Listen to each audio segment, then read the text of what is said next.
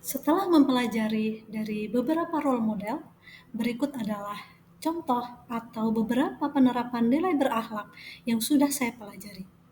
Tentunya, nilai-nilai berakhlak ini diharapkan komplit dari 7 nilai yang ada dan diharapkan semuanya nantinya akan dilaksanakan baik oleh saya maupun oleh rekan-rekan kerja yang lainnya.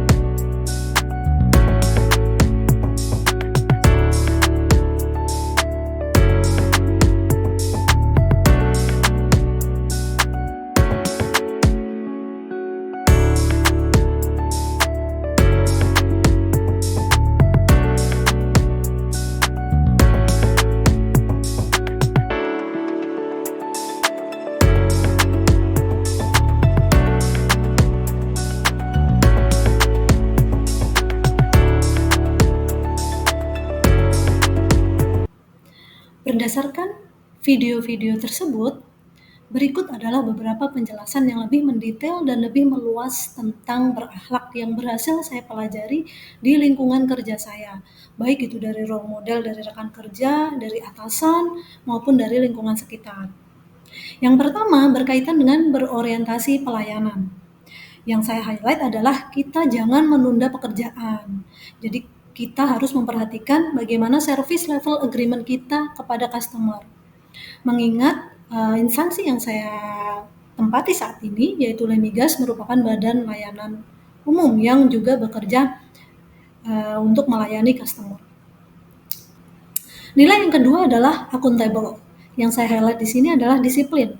Jadi kita harus datang tepat waktu ataupun mematuhi peraturan-peraturan yang memang sudah ditempatkan di instansi kita bekerja.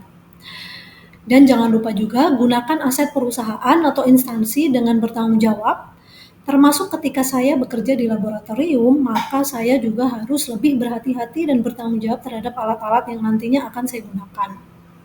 Nilai selanjutnya adalah kompeten.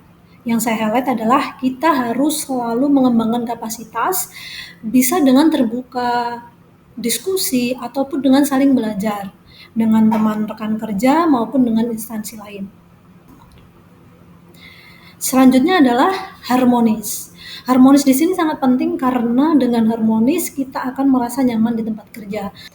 Yang selanjutnya adalah loyal.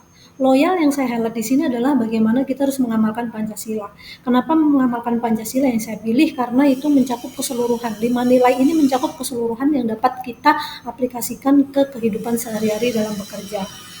Dan yang saya tampilkan, yang saya contohkan adalah tentang persatuan. Jadi kita harus menghargai persatuan.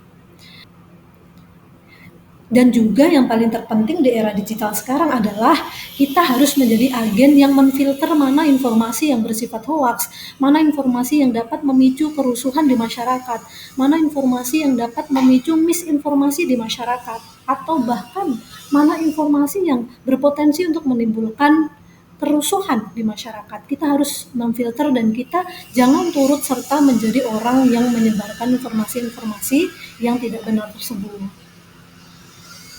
Lalu yang selanjutnya atau yang selanjutnya adalah adaptif. Adaptif di sini adalah kita harus terbuka dan aware akan informasi sekitar. Informasi di sini luas, informasi dapat berupa sosial, politik, ekonomi, maupun teknologi. Dan yang saya highlight sebenarnya terkait teknologi. Karena di era 4.0 sekarang, teknologi menjadi hal yang sangat dapat mempermudah kegiatan kita jika kita memanfaatkannya dengan baik. Jadi kita harus menyesuaikan diri, mana pekerjaan yang dapat kita perbantukan dengan teknologi, dan juga yang paling terpenting adalah bagaimana kita sadar akan pentingnya digitalisasi data. Kita harus mulai sedikit demi sedikit beralih dari sistem manual menjadi digital, sehingga nanti data yang sudah bersifat digital dapat lebih mudah jika kita ingin melakukan analisis data ke depan.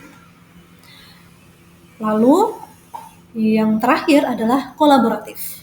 Kolaboratif di sini kita harus saling bekerja sama, baik dengan rekan kerja, atasan maupun dengan stakeholder lainnya. Kita harus terbuka untuk kerjasama. Jangan takut untuk meminta bantuan, jangan takut untuk saling bertukar atau brainstorming, dan kita juga jangan takut untuk berdiskusi meskipun kita belum merasa ahli dalam hal tersebut, karena dengan berdiskusi kita akan lebih menambah pengetahuan dan juga membuka diri terhadap ilmu-ilmu yang baru.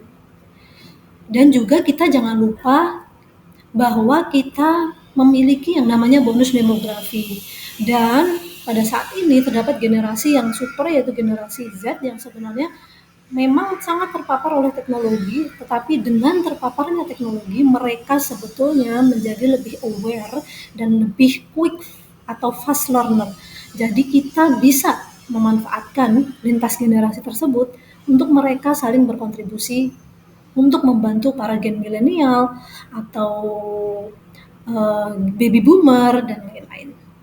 Mungkin hal tersebut yang berhasil saya pahami dan berhasil saya pelajari dari role model maupun dari lingkungan sekitar terkait poin berakhlak. Saya berharap semua ASN ataupun semua CPNS Kementerian SDM nantinya dapat mengamalkan nilai-nilai tersebut.